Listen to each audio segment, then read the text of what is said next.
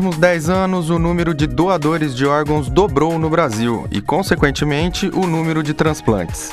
Em 2012, foram aproximadamente 15.200 cirurgias contra 7.500 realizadas em 2003. Atualmente, mais de 50% das famílias brasileiras são favoráveis à doação de órgãos quando da morte de um familiar. Em 2003, o nível de aprovação era de 6,5%. Em 2012, esse índice mais que dobrou e atingiu os 13,5%. A meta este ano é chegar a 15 doadores por 1 milhão de pessoas.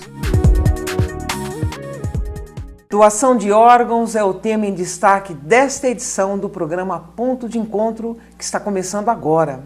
Os dois médicos convidados para o assunto estão aqui, José Luiz Abel, ortopedista do Hospital da PUC Campinas, e Técio Genzini, coordenador da Comissão de Transplante do Hospital da PUC Campinas. Eu gostaria primeiramente de agradecer a participação de vocês para a gente falar desse tema aí tão importante, né? E apesar dos números apontarem para esse nível de conscientização melhor da população, na prática, como é que se dá esse esquema de doação? O que de fato acontece? O que se tem visto é que o assunto tem que estar em voga, tem que haver um destaque de mídia, tem que se falar do tema, porque as pessoas vão se ocupando de outras coisas e vários conceitos, sejam religiosos ou sejam de ambiente familiar mesmo, vão se sobrepondo à cultura necessária para que uma família admita que um ente querido, num momento difícil, doe seus órgãos. Então, o que se vê é que a nossa cultura, infelizmente, por vários motivos, até por questão de desenvolvimento socioeconômico do nosso país, as pessoas realmente não conhecem bem o assunto e entendem, por vezes, com certo viés. Então, por exemplo, quando se fala na doação de tecidos da área que eu trabalho, que é a parte de osso, músculos e músculo esquelético, há um grande desconhecimento. As pessoas, na verdade, se surpreendem quando você fala é possível você aproveitar um fragmento de osso de uma pessoa que vai morrer para salvar uma outra pessoa que talvez não seja a vida dela, mas a função dela é a capacidade de andar. Doutor Técio, e já neste 2014, por outro lado, os números apontam já um decréscimo nessa doação de órgãos. Sim, os números do primeiro trimestre desse ano não foram bons. E os números anteriores eram empolgantes em relação ao crescimento, mas não o número absoluto.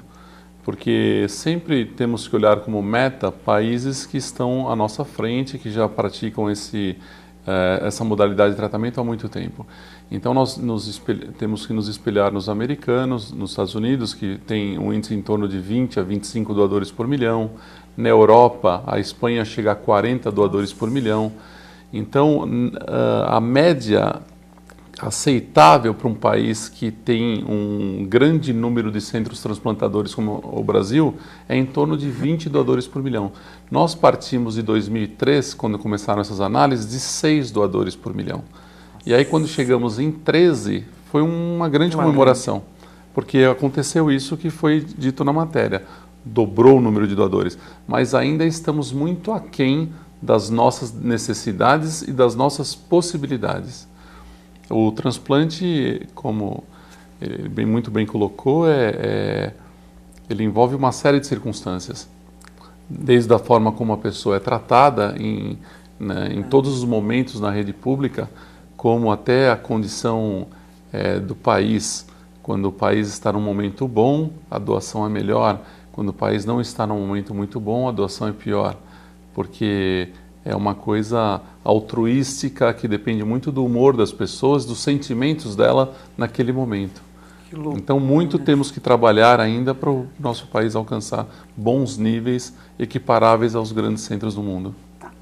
Quais são os tecidos ou órgãos que podem ser doados, cada um dentro da sua área especificamente? Eu acho que poderia aproveitar até a portaria do Ministério da Saúde que define essa área, de 2009, ela define 5 habilitações de transplante de tecidos, que é diferente da parte do órgão em si, né? O tecido é uma parte do órgão, vamos dizer assim. O órgão seria um fígado, um coração, enquanto que o tecido pode ser um pedaço de osso de qualquer lugar do corpo. Então você tem o tecido ocular, que seria basicamente o transplante de córnea. Existe o tecido retirado do recém-nascido, mas o recém-nascido sobreviveu e aquela placenta e o cordão umbilical, ele é guardado para se aproveitar a célula-tronco daquela criança em algum momento. O terceiro seria as estruturas chamadas cardiovasculares, que são os tubos, né, as artérias do corpo, as válvulas do coração. O quarto seria o músculo esquelético, ossos, tendões, cartilagem. E o quinto seria a pele, principalmente nos casos de grandes queimados. Então, esses são os tecidos previstos na legislação brasileira. Curiosamente, quando você lê o que foi definido para o nosso país, há a listagem dos tecidos possíveis de serem doados. Tem esses que eu disse agora, mas há uma divisão entre o doador vivo e o doador morto. Né? No caso do doador vivo, que seria talvez uma possibilidade que também existe de doação, por exemplo, em algumas situações de fraturas, onde o osso da pessoa que sofreu a fratura ele vai ser desprezado. Em alguns países é permitido que esse osso seja utilizado, ou seja, um osso do doador vivo. No Brasil, não.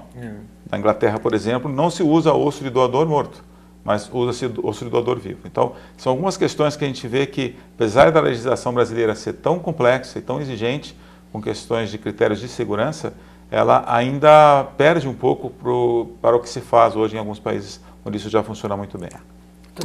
Em relação aos transplantes de órgãos, eles também têm essas duas modalidades de doador.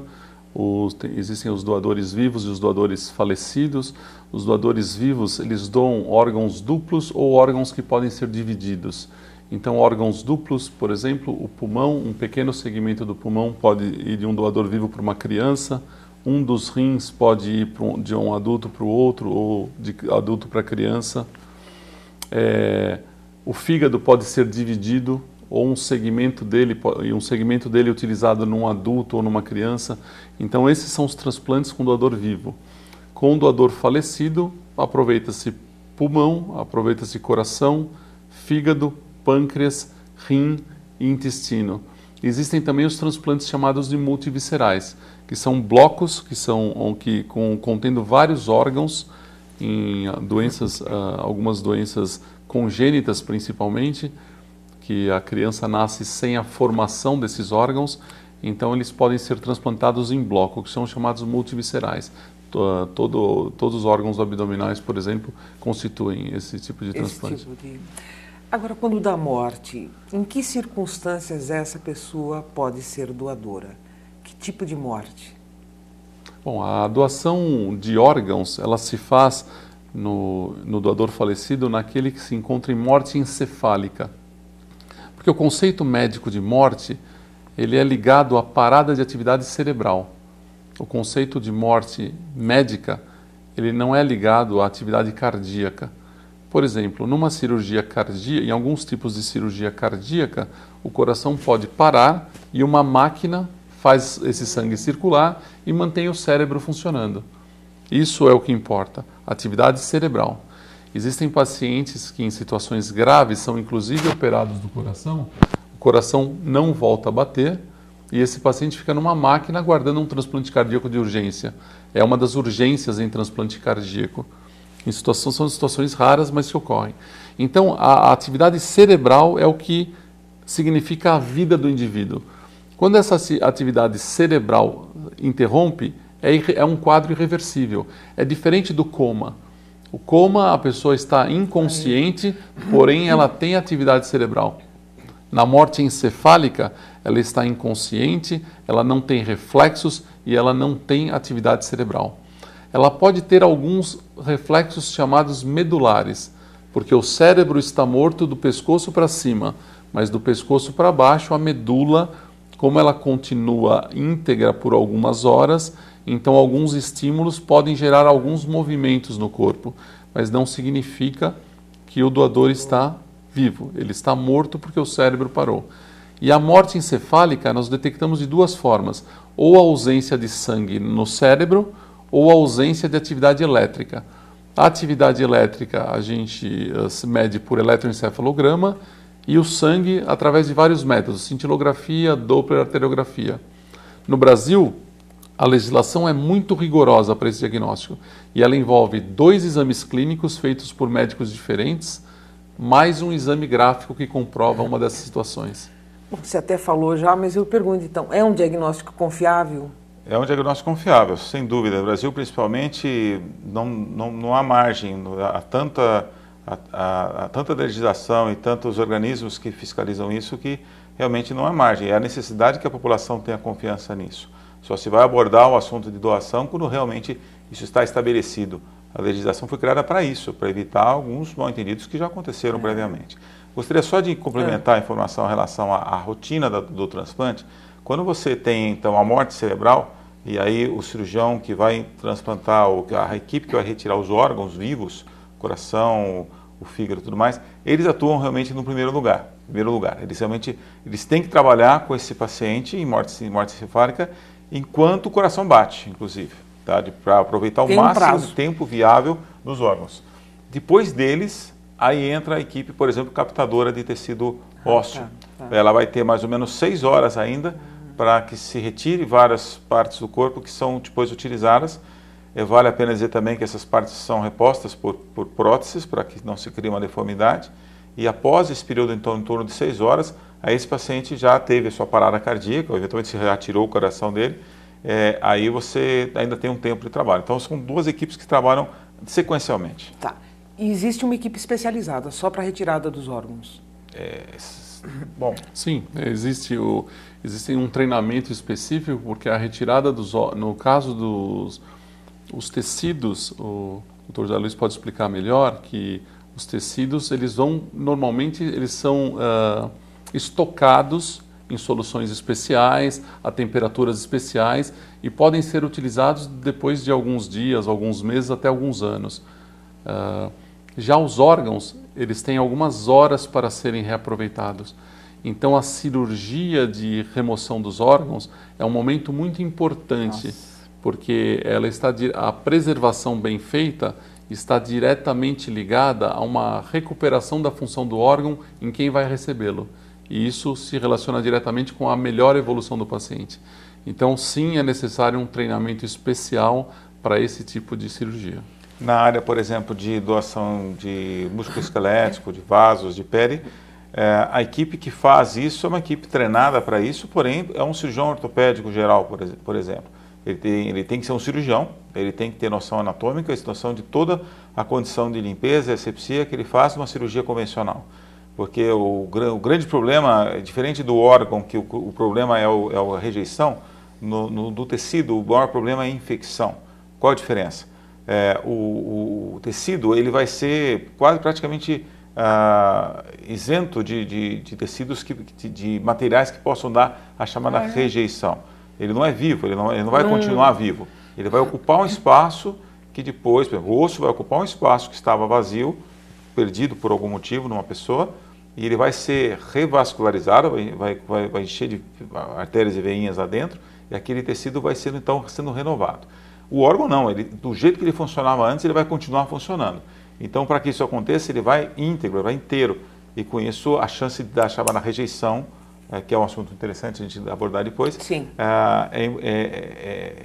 é um tema relevante. Com relação só mais a esse detalhe, então, as equipes são as equipes gerais, que são treinadas a retirar fragmentos já padronizados de tecido músculo-esquelético, que realmente vão a estoque, e esse material tem que passar por uma quarentena de 40 dias, pelo menos, quarentena de fato, para N testes da parte sorológica, que vai ver se aquele doador ele tinha alguma doença.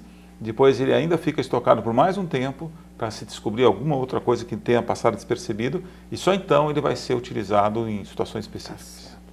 Doutores, eu vou pedir licença para a gente dar uma paradinha agora aqui nesse nosso programa para acompanhar, a partir de agora, uma reportagem que mostra a história de Gisele Amaro, que doou as córneas do filho Igor para o Banco de Olhos da PUC Campinas. A reportagem é do Eduardo Guidini. Vamos conferir?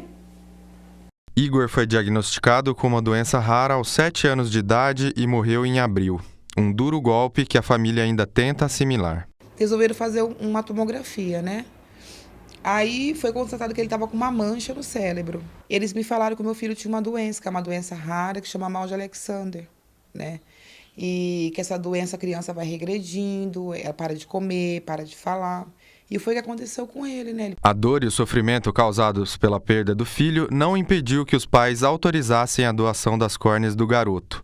Em um momento tão difícil da vida, a possibilidade de poder ajudar outra pessoa falou mais alto. Aí foi uma moça e um rapaz perguntando se a gente poderia doar, né, as córneas dele, né? Aí eu e meu marido, a gente achou que sim, né? Porque, enfim, se fosse o meu filho, estivesse precisando de algum órgão, né? Então eu pensei nas crianças que poderiam estar recebendo. Eu falei, não, pode sim. E que se eu pudesse, eu daria todos os órgãos dele, mas só pude doar as córneas dele. Saber que uma criança pode voltar a enxergar através, né, das córneas dele, né? Então eu já fico contente.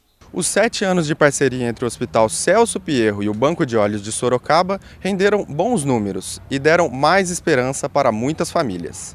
Neste período, 1.412 doações foram feitas, 2.824 córneas foram recebidas e 72% delas puderam ser utilizadas. Aí eu converso, a família tem a intenção ou não de estar doando as córneas. Autorizando, tendo a intenção, é feito o procedimento em 30 minutos no máximo. Normalmente não fica marca alguma, a córnea estando em bom estado, ela já vai para primeiro da fila. Esse é um dos momentos mais difíceis de toda essa trajetória de doação, transplante?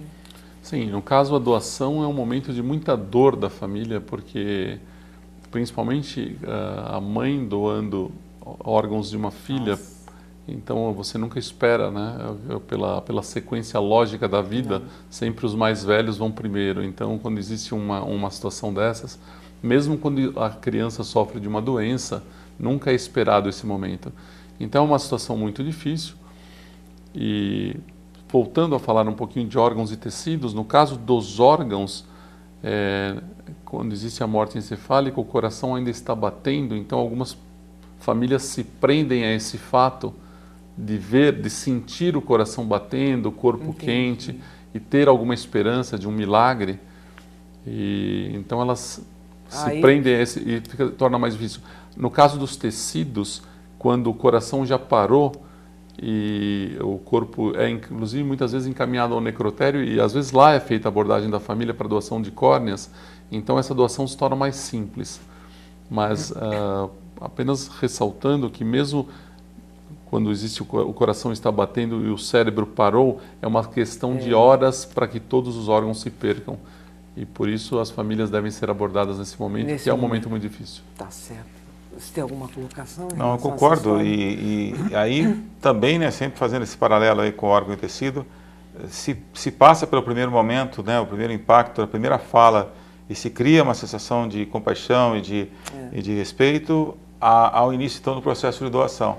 E aí a gente ressalta que há pesquisas demonstrando claramente que se você fizer um xizinho, você aceita doar o coração, aceito. Você aceita doar os rins, aceito. O fígado, aceito. Os ossos, não.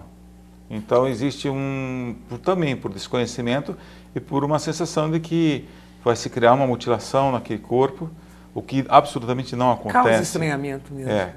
Porque você na verdade substitui realmente os componentes eventualmente retirados.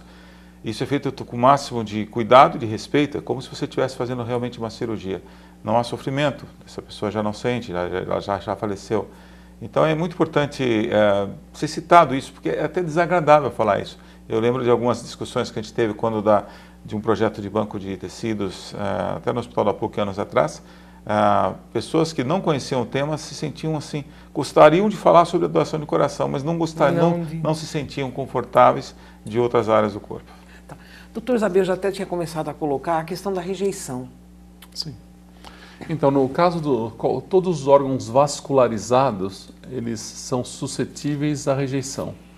Então, quando você tem... órgãos vascularizados são aqueles onde existe circulação sanguínea. Então, como o Dr. Zabel já colocou, os órgãos sólidos, coração, pulmão, fígado, rins, intestinos, eles são transplantados junto com os vasos sanguíneos e são lá no receptor revascularizados. quando o sangue do receptor entra em contato com proteínas estranhas do doador, eles reconhecem que não faz parte daquele corpo e a rejeição é entendida como um processo natural de adaptação do órgão transplantado no receptor. Então, o receptor de um transplante não deve ficar assustado com o termo rejeição, porque ela é até um processo natural.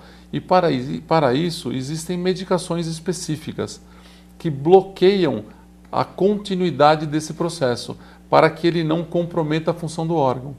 Então, é muito frequente no pós-operatório do transplante nós notarmos algumas alterações da função dos órgãos, fazermos o diagnóstico de rejeição e tratarmos. E a vida continuará normal, com todos os cuidados, obviamente, referentes ao transplante, mas ele continuará com uma função normal do órgão. A perda hoje de transplantes por rejeição é muito pequena, da ordem de 5%, porque as medicações são realmente muito eficazes. Mas existe a perda mesmo, né? Existe uma perda. A perda ela ocorre principalmente nas pessoas que nós chamamos de não aderentes, nos pacientes que no pós-operatório se sentem tão bem que não tomam mais a medicação no horário correto, não retornam nas consultas marcadas, não fazem os exames que deveriam fazer e abusam de alimentação, bebida alcoólica e outras situações que predispõem ao acontecimento dessa situação. Você quer completar alguma coisa com relação a essa situação da rejeição? Nos outros tecidos, como o tecido não é vascularizado, então só entendendo bem, o osso é um tecido vascularizado, nosso osso ele tem sangue.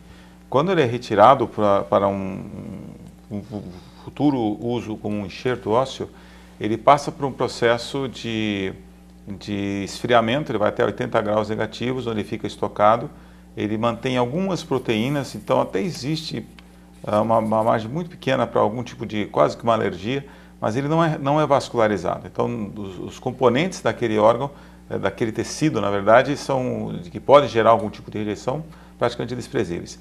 Isso ainda em relação a um tipo específico de transplante ósseo, que é chamado transplante de osso, o termo é fresco, então ele tem um pouco mais de elementos.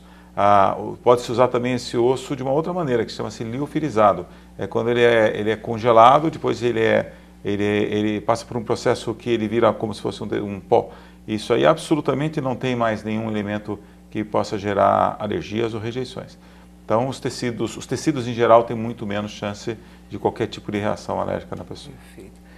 Qual que é a avaliação de vocês do sistema de captação, doação e transplante no Brasil?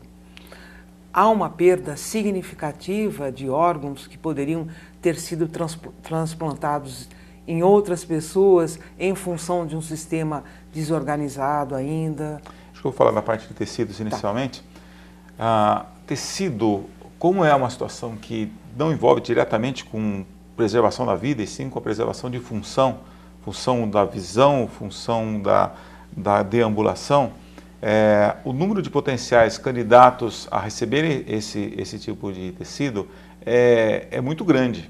Na verdade, hoje se fala que o Brasil tem entre 30, 40, 50 mil pessoas precisando de transplante, mas sempre se fala pensando no transplante de órgão.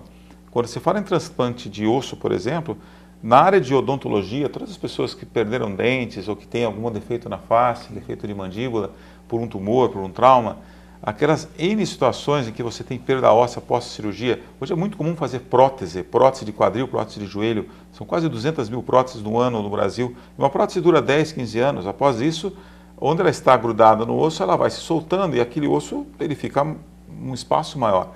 E você não consegue, muitas vezes, colocar uma segunda prótese lá. Então, a gente pode falar que o número de potenciais candidatos a receberem tecido ósseo de transplante é da ordem de centenas de milhares de pessoas, né? Então, saindo dessa premissa, você deveria pensar assim, então que se disponibilizem mais doadores, equipes e locais para que esse material seja processado. Aí cabem alguns grandes problemas. Talvez pela legislação, talvez pela questão financeira, de montagem disso. Vale a pena dizer que tudo isso que a gente está dizendo aqui não é um comércio, porque o órgão não pode ser nem o tecido vendido. O que o SUS, que concentra toda essa área, remunera são os processos as equipes de captação, os processamentos do material e assim por diante. Isso tem que ficar bem claro. Então, assim, o que se vê no Brasil, a dificuldade de se montar um banco de tecido musculoesquelético é enorme. Havia há 6 anos no Brasil inteiro 6 bancos e hoje a gente está com 5. Quer dizer, então estamos evoluindo nisso. Isso está tudo localizado só quase no nosso Cone Sul. No Rio Grande do Sul tem um banco, em São Paulo tem 3 e no Rio de Janeiro tem 1. Então, grande parte do país está longe dessa situação. Com relação ao órgão, o que a gente sabe, por exemplo, que a gente depende das equipes de transplante de órgão, que é quem mobiliza melhor tudo isso, e após a ação deles que nos chamam os cirurgiões ortopédicos para fazer a captação. E o que eu ouço é que a dificuldade é quase a mesma. Né? No caso dos transplantes de órgãos sólidos, o Brasil transplanta hoje em torno de 20% da necessidade. E isso está diretamente ligado à questão dos doadores. O único transplante no Brasil que não tem fila, ou muitas filas foram zeradas em vários estados, é o transplante de córnea. Isso ocorre, pelo que nós já conversamos, da facilidade de obtenção de córnea, depois na situação em que se encontra o corpo e a facilidade da família doar as córneas. O momento é diferente.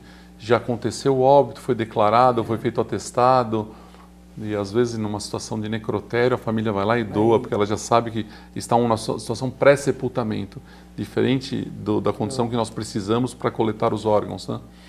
Mas as filas são crescentes, porque o transplante é uma terapia eficaz, é um tratamento que traz bons resultados, e por isso as indicações de transplantes aumentam. A população aumenta, cada vez mais candidatos, e a doação está muito aquém do que nós necessitamos. E por isso as filas crescem e a mortalidade em fila também cresce. Então não é um sistema assim tão organizado ainda, né? O sistema de coleta ele é organizado.